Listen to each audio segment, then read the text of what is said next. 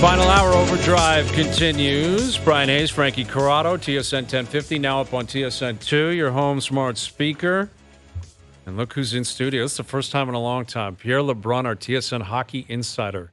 Up close and personal. Remember in the old days, I'd come and see all you all the time? All the time. You come in for an hour sometimes. You just say, I'll come in and chat. Free of charge? Table. Just like no extra charge on that? That's not my Go business. back. I wonder when the first out. hit we did together. It's got to be at least 10 years. Oh, at least a decade. For sure. It's been a decade. Yeah. It's been a long time coming, buddy. It's good to see you. Old guy, yeah. Yeah. So what happened today in hockey?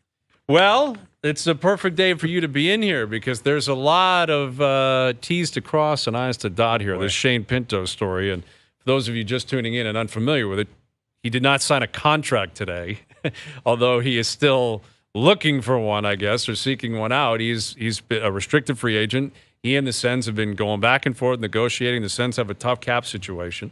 But the news that broke today is Shane Pinto has been suspended for 41 games for his association with sports gambling. Yeah. Now, the actual details of what happened here are a little bit slim because within the league statement, they say their investigation concluded he did not bet on NHL games. He did not himself bet on He did not himself bet on hockey. Yet, my understanding is in the CBA, they're allowed to bet on football if they want to, the NBA. So how do you get 41 games for not betting on the NHL and not betting on other sports? Like what? Yeah, what's and I want going to on be careful here because, I mean, we know a bit more than we can report for, and it comes down to the league and the NHLPA not being in a position to confirm certain details, and part of it is because of some confidentiality agreements being agreed to at the bottom of this. But you know, Driggs has talked about this on Insider Trading that we just did, that's airing on SportsCenter shortly, is that we're comfortable in reporting that there was another party involved here. You know, and you can sort of fill in the blanks, I think, from there. See. Okay. It's also, we know for a fact that it's a league partner that flagged this to the NHL, i.e., I guess the system works. Yeah. Want to look at it? Well, in terms of regulation. Yeah. Yep. Yeah. And so that's where this story goes. I mean, this isn't, you know, this is a 22-year-old young man who obviously made a mistake, but he's not this is not a villain in all this. But it leads to a lot of other interesting questions. You know, one of them is that now he's in no hurry to sign. He's not going to sign until January once his suspension is over. Mm-hmm. The Senators now, well, why would 3 they months want to finally. Well, there's no point. I mean, he's suspended, and now the Senators has 3 months to clean up their cap so that they can sign him in January. I should also mention the timeline here that we've confirmed that the league started this investigation in early summer, but that the Senators weren't advised until closer to training camp. Okay, which is important. All this obviously they were trying to sign Shane Pinto. Was the Pinto camp aware that they were investigating early on, or? I don't think that early, but obviously, at some point, obviously they became aware because Shane Pinto himself obviously had to speak to Gary Bettman through this process, right? Of course. How does this work now, Pierre? So if a player, let's say they didn't know, but they put a bet through on an app, league gets notified that like, hey, you're on one of these betting sites and you put a bet in, or it went in through your name, and now we know. So my understanding is all these legal online gambling sites have a duty to flag every sports league if they see an account associated with a pro athlete, right, placing a bet, on their sport. So again, we're not saying that happened here because he didn't bet on hockey, but we're comfortable in saying that we believe there was another party involved. Do you expect more information to come out, like on the record at some point from Pinto, because the league is like case closed, we're not talking. Right. Ottawa sent out their statement through Pinto. I mean, I think if I was Shane Pinto, can't just go away. As long as, again, with the confident, with everything that's been agreed to, I think Shane Pinto probably would want his story to be out because again, he didn't bet on hockey, and then people are confused why he's suspended. So, I do think that if he's allowed to, that's probably a good idea for him. Listen, there's a lot to chew on here. I mean, I wrote a piece in The Athletic today. It won't be for everyone. But to me, there's an elephant in the room, and is that online sports gambling is a big revenue maker the last couple of years for the league, for the PA, for players individually, for teams, and yes, for the 2 sports networks in this country. Absolutely. Also for ESPN. Everyone. We have to call it. We have to acknowledge that. I mean, that's part of all this. In terms of, I guess my point, Brian, is creating an ecosystem here where, you're a 22-year-old Shane Pinto, and I mean, the helmet, the Ottawa Senators helmet has sponsored by so again, I like to place the odd bet. Sports gambling is not going away, but I think it's important maybe to learn from this and have an evolving conversation about, are we curating this industry enough in terms of the promotion and the availability and everything else. You may remember this in late August, guys, but the Ontario Provincial Gambling Watchdog, the Alcohol Gaming Commission of Ontario, they came out and said that as of next February, they won't allow celebrities and athletes to be pitchmen for these gambling websites. So the deals that Austin Matthews and Connor McDavid have, for example, with their respective companies, they won't be able to do that anymore. Right. And they came out and did that based on research that it was having an alarming effect on young teenagers and their habits and so on. So you get that. But that's okay. That's called, let's keep that's navigating this world. That's why you have a committee like that, is to make sure. Yes, listen, it is a vice. Like alcohol, marijuana is legal. Like there's a number of different things where it's for adults. It should be regulated. It has to be regulated. I'm not sure I buy that Shane Pinto was influenced by Connor McDavid being the pitchman of something. No, this is very those are different. separate points. But I will say I do think the research shows that people in their 20s still are a lot more activated in this. Yes. I think. Yep. Okay? They're growing up in a different era, right? Like, you get It's an so iPhone accessible. at what? Like, you get an iPhone at 12 just years be smart old. about Now it. you have an app. Like, I know you can't use the gambling app at 12 years old, but you're more familiar with these things. And like we were talking off air, it's like, I don't know, if you're going to Polly Walnuts in a back alley, no one's getting notified on this thing. Well, Polly always gets what I brought up. Right, but that's the truth about the regulation part of it, which is what I was advocating for years prior to the legalization of sports gambling, is that now everything's going to be on the record. Right. Now everything's going to have a paper trail. As I was proven here. The system is working here. The system is working. And I don't think the league would ever admit this. I think Shane Pinto would be the last guy that would want to hear this. But I think the league is probably ecstatic that they finally have someone that they have to get out in front of this. You needed like a smoking gun or a whipping boy where you can say, this is what happens if anyone does it. Right. You're getting 41 games. And I might say the NHLPA maybe even more so. Yes. Like, because you got to get the message There are across. internal conversations with members, which were already happening, by the way. But Marty Walsh now is going to be able to use this and say, guys, don't screw around. Like, let's be smart here. Mm-hmm. Okay. And again, we like sports gambling, but like you said about alcohol, let's do it responsibly. Yeah, it's got to be responsibly. This 41 games, like, you think both parties kind of sat down and said, I don't think that's exactly what happened. Yeah, like the a little PA bit of was a involved. negotiation, not going to appeal it. Well, because this has never happened before. So was there a blueprint prior to this? No, and I can guarantee you with factual backing that Gary Bettman was looking at a longer suspension for Shane Pinto. But the league wanted the NHLPA involved for obvious reasons. You don't want to do this, and then there's a grievance or an appeal, and then this was important to get all the parties involved, including, of course, the player. I mean, Shane Pinto had to sign off on this too, and his agent. 41 games is something that comes out after all the parties get involved together on it. That's a big number, though. Like 41 games is a massive number. And so does he just take his qualifying offer now? Does he chew on that? And I know he doesn't have to take it yet, but I know everyone thinks that, given that he especially has no leverage now. But I can tell you with a surety that conversation has not happened between his camp and the Senators. They have not said we're going to take the QO come January. They still have to resume contract talks when the time is right. Now, again, I don't know how you ask for $2.5 million now, but well, I mean, this is off the ice. I mean, it's a black mark on him. The organization now has to own it by association, right? Sure, like it's their guy. Yeah. But it still shouldn't be a get out of jail free card for Pierre Dorian and the Sens, right, who have screwed up their cap situation. And the reason he wasn't signed, now maybe this is a part of the reason why he wasn't signed. It only was in the last moments. Right. Because the reality is, but they didn't have money for him. They were trying to sign him all summer, even before they were aware of a lot of this. Right. So And he's I still think a you have part to of their separate program. those two things to me. Right. And I think as they should, and I would assume his agent will do that at some point, saying, okay, this happened, Right. but he's still Shane Pinto, the player, and you want him, and he's going to be a good player for you. But clearly for salary cap reasons. Remember when Nylander came back and signed halfway through the year after his cap number was way higher for that year, and then I think if you're Shane Pinto now and his agent and the Senators, you want to do just a 1-year deal for the rest of the year when you come back in January, so that the cap number doesn't, And then reset. and then sign again. Yeah. No, it is an interesting topic because it has been an infusion of money.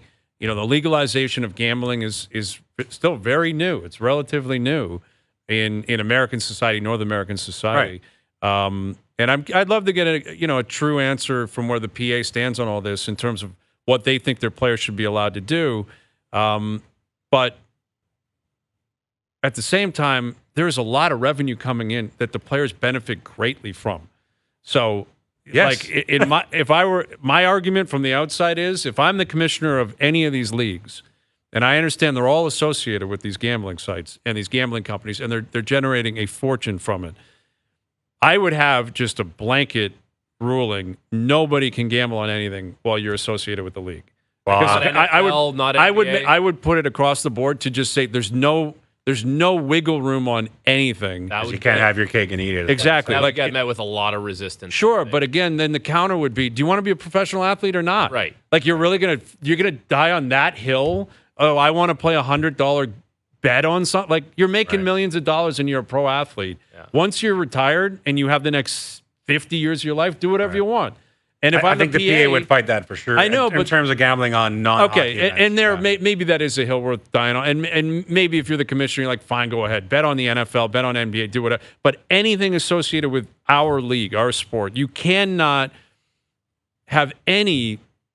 You cannot allow the general public, gamblers or non-gamblers, to believe that the integrity of your sport is in question. That 100%. You cannot allow it in any capacity. I don't care if it's a $10 side bet on a different game that player is not even playing in. You cannot have any association. Well, and someone made the point to me today, and geez, is this a bad comparison? Maybe it is, but for conversation's sake, you know how we all look back at the steroid era of baseball way after the fact and said, man, really in the moment, are we going to look back on this era? Because I'm not even blaming anyone. This is all new, and everyone's trying to navigate the path for it. Right? Yeah.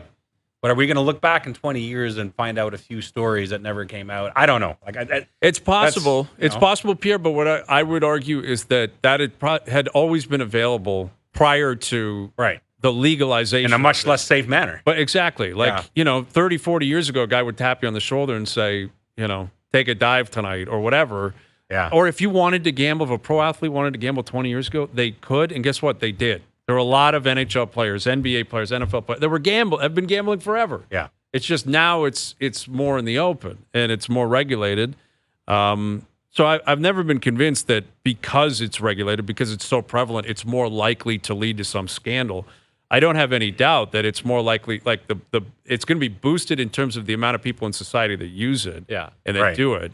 But it's also important to remember here, like, this is going to be a stain on Shane Pinto for sure, because he's the first NHL player that's gotten suspended for this kind of thing.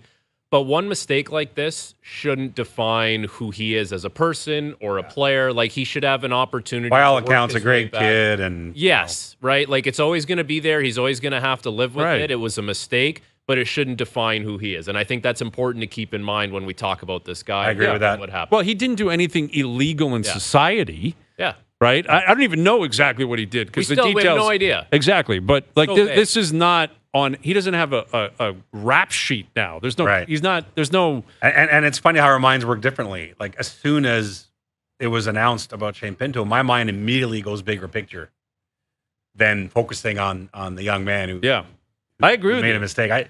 I'm way more interested in what comes next and what's the education and too much promotion and like all these things are way more fascinating to me as we continue to You know what's navigate. going to happen now, Pierre?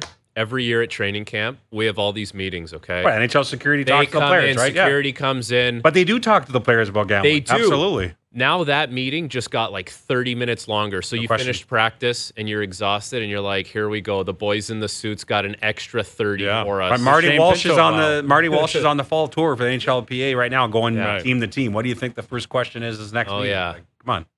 Yeah, but and again, like with the revenue being generated that the players benefit from, I always find that angle interesting. And again, the promotion, McDavid, Matthews, Marner, those guys are making a lot of money.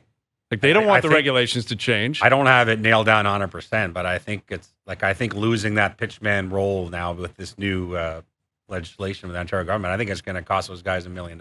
Right. Can they still? And that's do only the in ads? Ontario. Yeah. Yeah, They that's can right. do them elsewhere. They can do it in like BC, Alberta. They just can't do it in Ontario. Yes, but it's only legal online gambling in Ontario. Only Ontario has legalized sports is that right? Yes, gambling. Yeah, but that doesn't Oh, mean I you didn't can't know that. promote it elsewhere. Right, okay. But what's Why the would point you do of it? Yeah. really? I don't know. I mean, maybe on a national broadcast they do that. I'm not sure, but yeah, it's a lot of money. It's a lot fascinating of money. day. Yeah, it sure is. And again, if you're Ottawa, like they're 3-3. There's some wild chants going on there in that building. Now you got this situation. You got a new owner. I mean, It's I like a that. weird vibe I out like there. that they've backed their player today, though. I mean, there's a way to put out a statement, and there's a way to just say we said what we had to say. They clearly still believe in Shane Pinto and want him to be part of As their they team. should. Like he's a good player. This is obviously a mistake. It's going to be a stain, but he's a very good player. And as far as the chants go in Ottawa, like fire DJ Smith, they can't get a save, man. They legit That's hurtful. cannot. Are you get a talking about save Edmonton right or Ottawa? But can't get a save. Yeah. I'm now. Well, I confused. mean, there's They're two both teams. a mess. But Ottawa paid Corpusala, and that was supposed to be it. But Edmonton, Job done. We figured this out. Edmonton it hasn't is worked. way worse Thoroughly, in but- front of the goalies than Ottawa is in front of the goalies. Yeah, like okay. Ottawa's not Ottawa's that 3 and bad in 3. front of the Like, goalies they're right not- now. I've said this before, though, Brian. So you have to give me credit for the fact that I'm repeating this, though. Who is available every year, July 1st, right now? The last 5 years, you're like, that's the guy. That's the goalie that was guaranteed. Goaltenders, I can't think of anybody, No. really. Like, I'm sorry. Like, even I thought Markstrom in Calgary was actually Sure. the unicorn, or was like, finally, they found themselves a top 5 guy. And it Yeah. And he had He one great struggled. year. He had a great did year. have one great year. nominated for the Vezina. But then Yes. since then, he's been up and down. Mhm. I don't know. I get that Corpusala didn't wow you, but so what would have No, been your exactly. choice? I don't know. Like, And Corpus, it's early. Listen, they've played 6 games.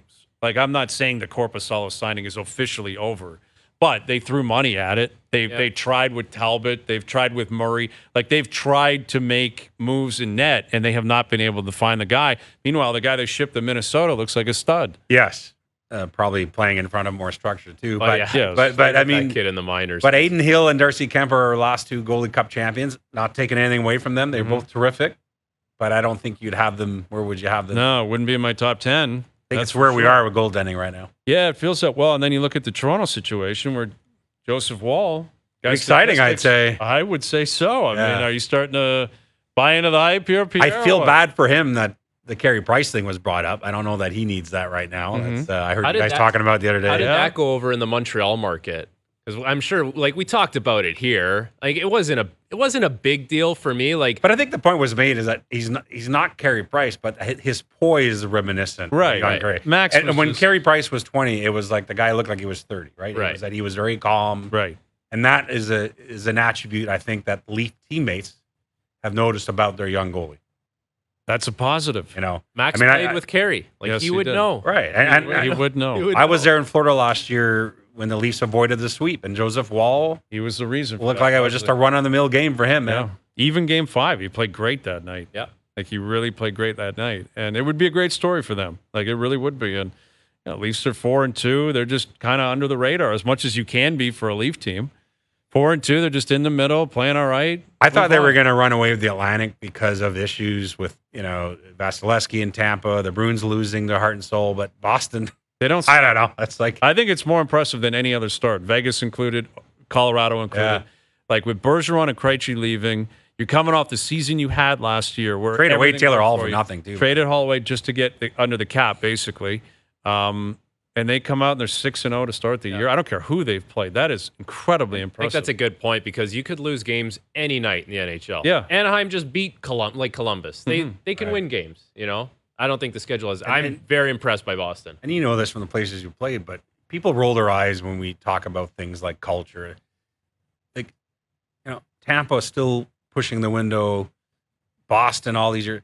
it exists. Yeah. You build something that is easier to replace talent with when you've built that culture and that brand. It honestly, I truly You know what believe it that. is? I agree with you. It's There's like- a standard set. You arrive somewhere, you're a new guy, and someone taps you on the shoulder. They're like, "Hey, we don't do that here. Like, I don't know where you've been, but Right. like we do things a little different here." And then you're like, "Oh, okay, I guess I got to fall in line." It's that simple. Well, and what's I think a true testament to that is probably the guys who put forth that foundation. Guys like Chara and Bergeron in particular, they're not even there anymore. Right. Marchand's carrying And it on. Marchand is the guy who's carrying it on. And obviously Pasternak's bought in, McAvoy's bought in. They got cap culture there too on top of it. They sure do. Right. Yeah. Although Pasta's kicking in. Is it next year he kicks in or this year, I guess? No, it was this year. 11.6, I think. Could it? I mean, he still makes more on the could've made open more market, money. man. Absolutely. Come on. Absolutely. I mean, that guy's He's a stud. team.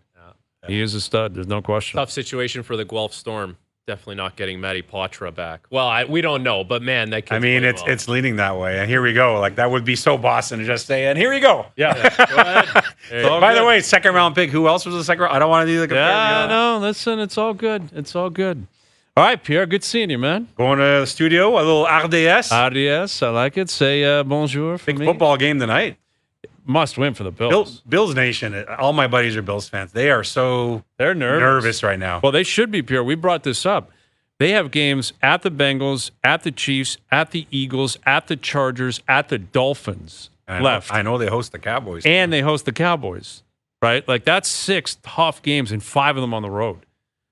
They're 4-3. Hard to go against Josh Allen, man. I don't know. I know. I think they win. I think they might win big tonight. But this, like, you got to win. You have to beat Tampa. Well, they're at the point now where it's probably just, I think Miami's going to run away with it. Now it's just get in, Yes. right? And 10-7 will get you in. Right. But that might be what it is. Like, they're 4-3. All those games I just listed off, I don't think they're beating the Chiefs at Arrowhead. I don't think they're beating the Eagles. So, Right. And I don't think they'll beat the Bengals if coming off a bye, Joe Burrow's back to 100% or close to it. And the Bengals play them well. Exactly. So it's tough, man. It's tough sledding. I could talk football all day. It's I just love that, it. I don't know I love anything it. about it. I love it. It's a thing of beauty. All right, Pierre. Good seeing you, buddy. All right, boys. There's Pierre LeBrun, our TSN Hockey Insider. Remember, we're giving away a pair of Raptors tickets for Raptors Sixers Saturday night. Tune in the rest of this hour for the cue to call.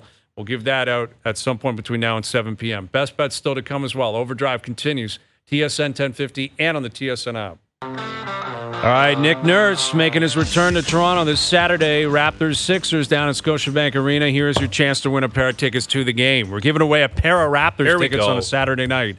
Call us right now, 416-870-1050. 416-870-1050. You know this is a big game and a big moment. We're going to ask the 100th caller.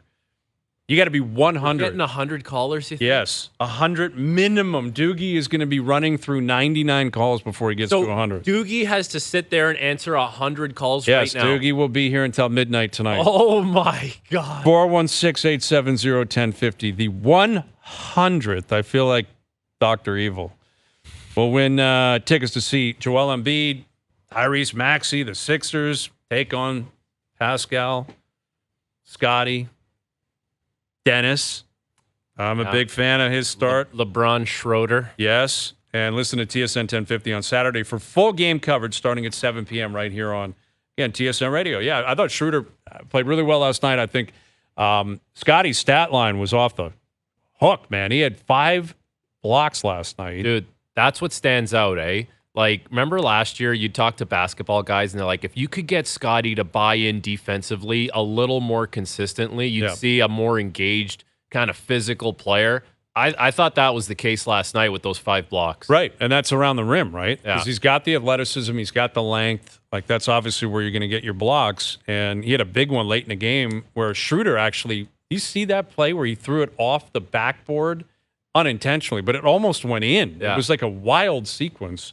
But I thought Scotty looked good last night. I think, Darko, we had him on earlier in the week. That was a really cool celebration after the game. That's his first win. I love first that for win. him, man. The players are excited for him. They're excited for themselves. They deserve to be. It's a home opener. You got to win against a decent team in Minnesota.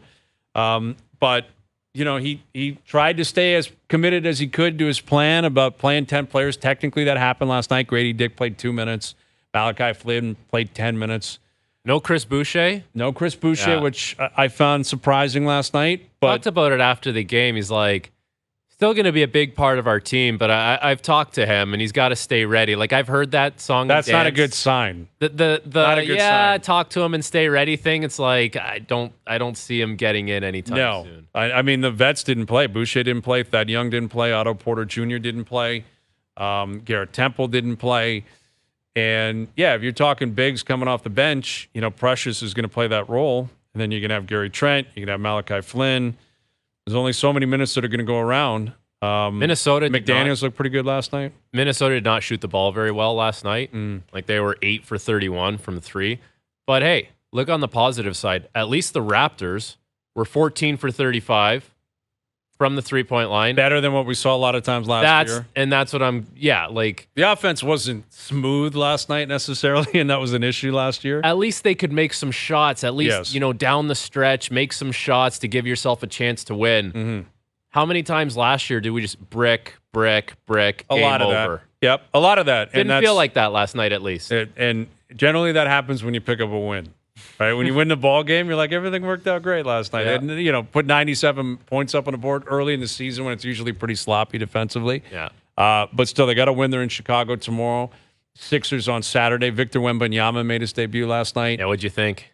He had the exact same stat line, I guess, as Tim Duncan in his first game, which is wild when you think of it. Luka took over the game. Yeah. Mavs are a better team. Like, you can't lose sight of the fact that the Spurs they've been an awful team for about 5 years. Yeah. And that's not going to change just because they got Victor Wembanyama. And yet, he came as advertised. His first points in the NBA, it was a 3-pointer. Smooth. He's got size, length. I think, defensively, it's going to take him some time. Got some foul trouble last night. And he looked a little bit confused at times. Like, there was a couple of switches. He got hit with a couple of high pick and rolls where it was like, where am I going? That's going to take time, though. Like, that's the thing about hype players. You still got to remember they're 18 years old. Right. Like, they're young guys. They're kids in the NBA. It's a man's sport. And he's playing on a team, like you just mentioned, that's really bad, has been really bad for a long time. I don't know if there's anyone there that's really going to guide him along other than Greg Popovich. Right. And how much does Pop really, like, he's rejuvenated. He cares. You think he'll crack a smile this year? I just think Pop it's going to be a weird transition to see him going back to serious snapshot Pop. Yeah. Because the last couple of years, he's looked like a guy that almost doesn't care. Like, I remember they played a game up here, I want to say it was 2 years ago, where he was running through his whole bench. Like, he must have played at least 10 guys that night, but I think it was like a 12-man rotation. It made no difference who was going, who wasn't. Right. It was like, we're tanking, we stink. This is about development. Everyone's playing. It was like almost a house league vibe. I remember watching the game thinking, this is wild. Yeah. Like, this guy, everyone played like 23 minutes, 24 minutes, the whole team.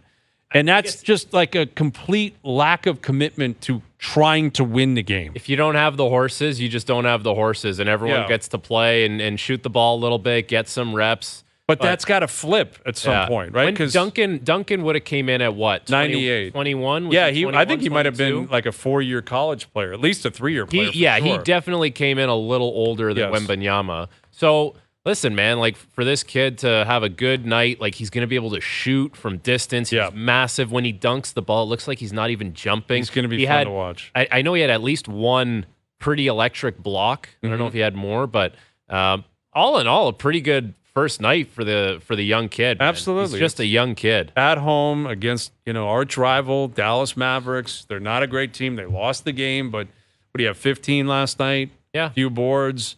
He is the guy to watch. Like, he is the guy. Like, you're getting the LeBron vibes. Like, remember when LeBron came into the league, which is now 20 years ago, but it was the same thing. Cleveland, awful, 18, but flashes, and you could see where it was going. And it was like, you got to place eyes on this guy. You have to see him play. And that's what Victor Wembanyama is going to be. I think for every game this season, and probably, many, many games throughout his career. It'll just be, how does he progress? Yes. Right? Like, how do you go How great can he become? Yeah, how do you go from being, I'm not going to call him an underdog, but like a nice story every night. There he is, the young rookie, phenom kid. He looks pretty good, but at what point does it turn into, now he's dominant? Now he's what LeBron was in his prime. Now he's what Giannis is. Like, that'll be telling of what kind of career he's going to have. And that's probably 4 or 5 years away. Oh, for sure. You got to give the guy until he's 23, 24. The concern is always going to be injuries with a guy that big. Like a Yao Ming. Yes. When you get someone that is that massive, he's a massive human being. And I understand he's incredibly athletic, which is amazing. I mean, that's why he's a unicorn. He's a one of one. And that's why he can shoot at 3 and he can defend the perimeter. He can do all types of different things that we've never seen before. But you can't change 7'3". No. You can't change. Like, that guy's got to get on a plane and fly 5 hours at some point. You know what's funny? Him and Zion are very different, right? Like, Wembanyama's a stick. Zion is a massive He looked human. good last night, Zion. Yes. But both those guys, although they're built differently, have the same injury risk because of how obscure their bodies are. Yes. Yeah, exactly. Like Zion, because Zion, he's just huge. A massive human being. And there's nothing wrong. That's the way he's built. Like, yeah, of course he wants to be in good shape, all that stuff, but he's just a massive human being. And this guy's massive in a different way. Yep. Yeah, he sure is. So Raptors in Chicago tomorrow night. We mentioned we were talking to Mark Eversley earlier, the Bulls GM, that the Bulls had a players-only meeting after one game. And they got smoked last night. Like, Shea Gilgeous-Alexander and the Thunder rolled in there and laid a beating on the Bulls. But I have never heard of a report like that. Same. I've never heard of a one-game players-only meeting. That's got to be a new record. It's either like the most proactive thing ever by the guys in the room to say, hey, before this turns into 2, let's all just have a little chit-chat here. Let's let everyone know this is not all right. We're going to be better. Or it's like, is it crisis mode already? I don't know. It's hard to not Is read it into heroic? that. Is it a hero? Right. Did some like vet say like, oh, I'm going to take care of this? And everyone's like, are you serious, dude? It's one game? Well, yeah. I guess, because you're a veteran. We have to do it. I'd like to know who made the call. And I saw some of the quotes coming out of it. Like, everyone was pretty cordial about it. Like, yeah, there was no yelling and screaming. Guys just, had some stuff to say. It was all positive. I'm like, one game. Well, if it was all positive, would you need to have a big hoopla players only How meeting about the next day? Everyone gets together for coffee in the morning. Yeah. Players only meeting in the lounge tomorrow before we practice. We could hot stove it the next day. Yeah. Everyone decompress. It's one game. Yeah. Now, like, that would lead me to believe you'd think they'd come out firing tomorrow night. And the Raptors have had a long history of struggling against the Bulls, and especially in Chicago. But, again, if you're the Raps, Nurse is gone, Van Vliet's gone, but there's still another number of guys who carry over from that embarrassment last year on their home court. You would think this is a moment for the Raptors to be like, we got to get some sort of redemption on these guys. Yeah. They were up 19 in a wild card game. I know. We just talked about this with the Leafs and the Panthers. Right? I know. Like, it's early for redemption. They just played, and it's like, it's one game, and then you start thinking, well, if you're on the Raptors and you go out and you win this game, do you really get a sense of revenge? I feel like the guys across from you are looking at you going, that's great. That's cute. You won one game. Where were you in May or April or whenever that was? Like, yeah. I feel nice like you to show up now. It's probably a one-way street. If you win the game, no one gives you credit for erasing history or retribution. But if you lose, it's what the hell's the matter with you? Why didn't you get up for the game? Yeah. Because it should have meant more to you. And then the team that just beat you again goes, I'm your daddy again. It couldn't beat me when it mattered, and you can't beat me again. Could be the and case. I own you. Although if the Bulls lose tomorrow night, let's say that the Raptors blow them out. Do they have another players-only meeting? Like, if you keep losing, don't you have to keep having a players-only move? That's the bullet, right? It's like, okay, we're on a significant slide here. Yeah. It's not going well. No one's talking. It's like players-only meeting. Push the button. Right. 30 games into the season. Where do you go after that? I don't know. They've used their card. Yeah. You're right. It's like too quick. Yeah. You got to save that one when you're really reeling. Right. Yeah. Like, you got something, you're on a long road trip and you've got like one snack that you brought with you. Yeah. And as you're pulling out of the driveway, you're like, screw it, I'm eating this thing. Like, dude, you're about to drive for 8 hours. Yeah, exactly. You're going to have it now, the house? You can see the house. Oh, you got to wait. You got to hold on to that. You got to get 3-4 hours in at least. You Yeah. got to plan this out. They used their bullet already. Exactly. Canada's largest demo club sale is back at Golftown to celebrate. Listen to First Up and OverDrive this Friday for your chance to win a $500 Golftown gift card. Plus, if you follow us on Instagram at TSN1050, you'll have more chances to win. Golftown's demo club sale is your chance to save up to 40% on gently used demo clubs from top brands like TaylorMade, Ping, Callaway, Cobra, Mizuno, and more. Early online access begins November 2nd at noon at golftown.com. Then on November 4th, the event moves in-store only at all locations. Details at golftown.com. We have the Michael Block clip, JP.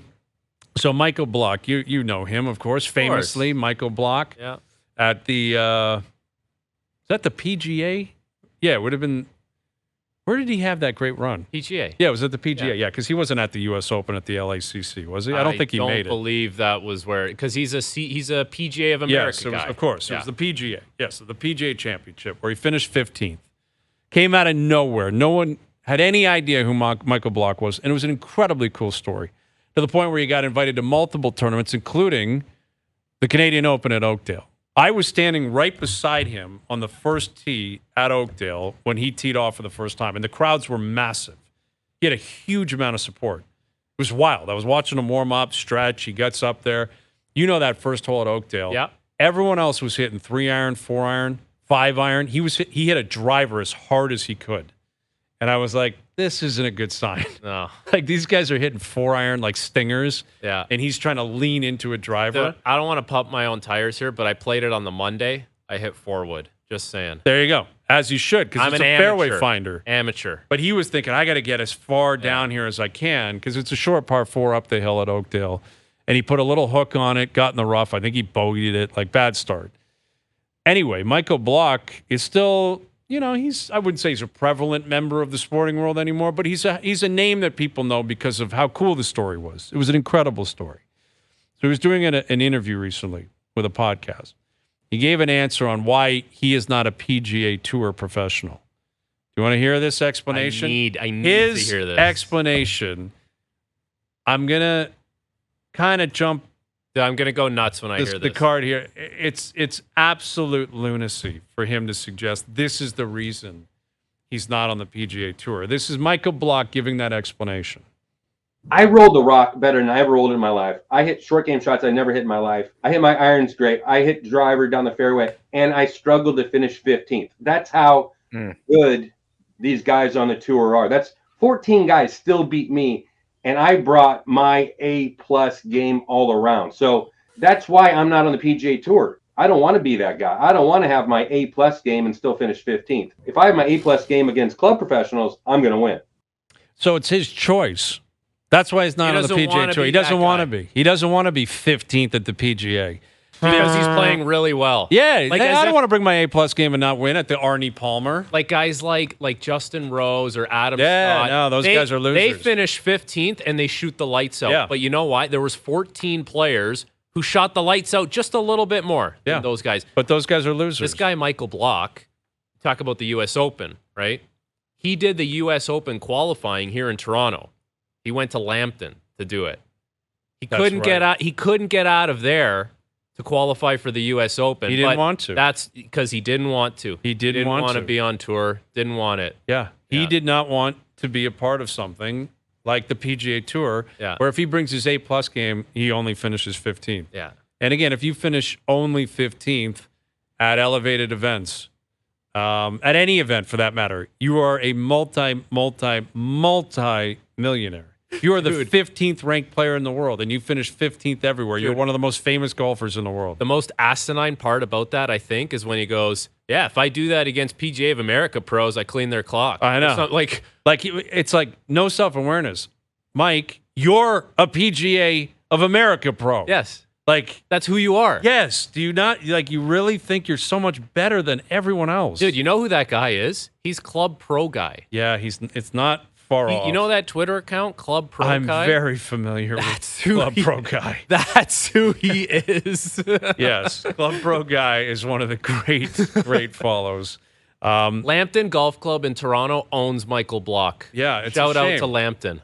It's a good track. Yeah. Good track, Lambton. And Oakdale's, I think he had a really good Friday, actually. I think he might have shot 2 or 3 under on Friday.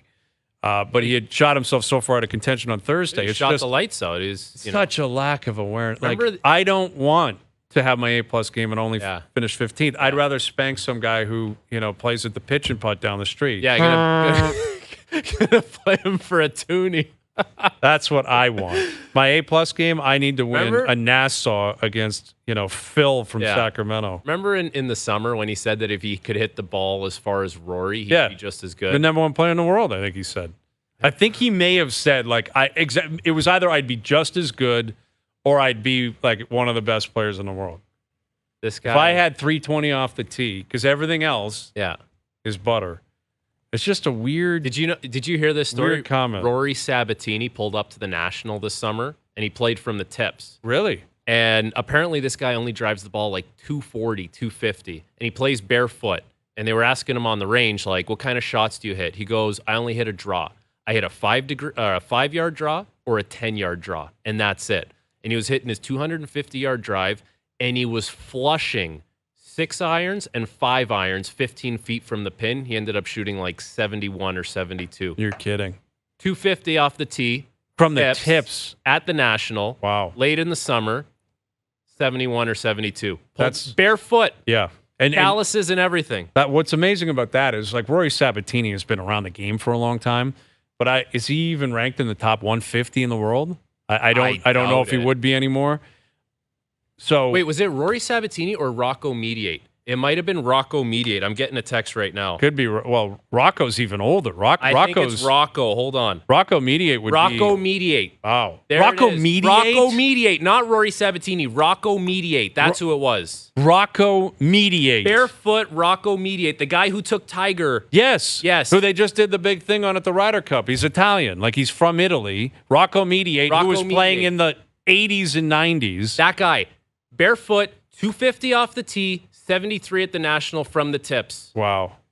But Michael Block, he doesn't want to be that guy. Well, Rocco Mediate, like, man, that Rocco. guy, he has not played professional golf in decades. Why barefoot? He plays barefoot. What's the purpose of that? I don't know. I have no Rocco idea. Mediate, because he's not a big dude. Like, but that's the thing, man. Guys that are that great, they just know it's the same game every single day. It doesn't matter the course. Just flushes everything. 250, 200, 15 feet. Same spot on the club, same swing. Yeah. Right in there, probably rolled in a bunch of putts. Anything he missed was a lag putt, 2 feet past the hole. I'll pick it up. Thank you. See you later. Rocco Mediate. Rocco Mediate. There's That's your even answer. more impressive. Sorry. Rory Sabatini could never. Well, Rory Sabatini's still kind of playing professional golf. Yeah. But Rocco Mediate, from the tips, that's like 7,300 yards. 72, and it's a beast, man. Yeah. Beast of a course. What a player. Yeah. No way he made the green in 2 on 18.